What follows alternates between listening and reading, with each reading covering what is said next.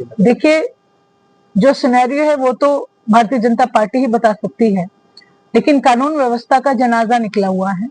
आए दिन महिलाओं पर अत्याचार होते हैं, आए दिन गोली मार के आम आदमी को मारा जा रहा है, गला रेत के मारा जा रहा है। और मैंने हमलावर इसलिए भी होना ठीक समझा क्योंकि इन्हीं के एक नेता हैं रामचंद्र जांगड़ा। पहलगांव में जो मेरी बहनों ने सुहाग खोया, उनके ऊपर उन्होंने बड़ी टिप्पणी की कि उनमें वीरांगनाओं जैसी भावना नहीं थी। भारतीय जनता पार्टी महिला शक्ति का सम्मान नहीं करना जानती। निरंतर इनके बयान जो है महिलाओं के ऊपर छींटाकशी के आते रहते हैं, अभद्र बयान आते रहते हैं और बाद में ये अपने बयानों के लिए माफी मांगते दिखेंगे। अब हम इन नेताओं की क्या बात करें? खुद स्वयं देश के प्रधानमंत्री बीकानेर में गए और वहां जाके ऑपरेशन सिंदूर का जिक्र किया। ऑपरेशन सिंदूर जो था उसमें अगर उपलब्धि किसी ने हासिल की तो वो हमारे देश के जवानों ने की, जिनके ऊपर मैं कतई शक नहीं कर सकती, जिनकी बदौलत आज हम सुख की सांस लेते हैं। उन्होंने उस सिंदूर ऑपरेशन सिंदूर को जीता, लेकिन भारतीय जनता पार्टी वहां पे भी खुद उसको कैश करने। मैं पूछना चाहती हूँ, कौन सी छावनी में जाके देश के प्रधानमंत्री ने बंदूक तान के गोली चलाई? बीकानेर से में उन्होंने कहा कि हम घर घर तक सिंदूर बांटेंगे, जिस पाउच के ऊपर नरेंद्र मोदी जी की फोटो होगी। ये गैरतमंद लोगों का देश है, इसमें ये सनातन धर्म के साथ छेड़छाड़ कतई बर्दाश्त नहीं कर सकते। जो लोग सनातन का नाम लेके हमारे वोट ठगते हैं, उन्हें दरअसल सनातन में सिंदूर की कीमत का नहीं पता। और जब हमने इस बात का विरोध किया तो इन्होंने कहा कि हम अपने इस मुहिम को वापस लेते हैं। खुद प्रधानमंत्री जी अपनी पत्नी को सिंदूर लगा दें आके सार्वजनिक रूप से, तो मैं समझ लूंगी कि उन्हें सिंदूर की असली कीमत पता है।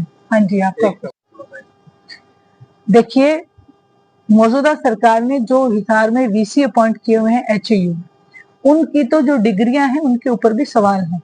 अधूरा ज्ञान खतरनाक होता है, ये मैंने सुना था, लेकिन चरितार्थ एचएयू के वाइस चांसलर ने कर दिया।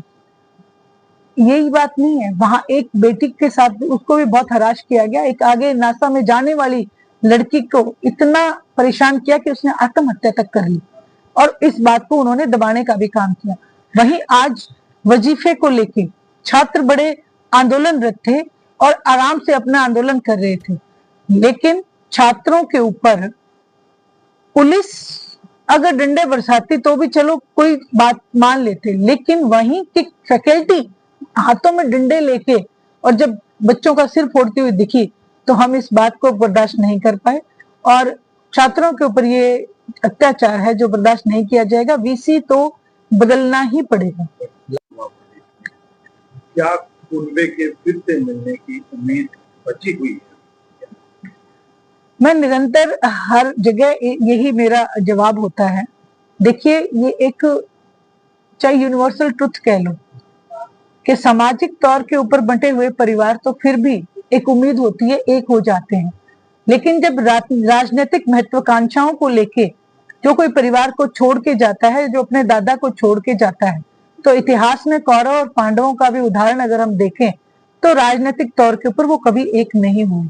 तो इसलिए राजनीतिक तौर के ऊपर एकता का तो मुझे लगता है कि ये प्रश्न ही पूछना बिल्कुल, जो अजय सिंह जी चौटाला ने भी इस बात को क्लियर किया है कि हम रेल की दो पटरियों की तरह हैं जो साथ साथ चलते हुए कभी मिल नहीं सकते।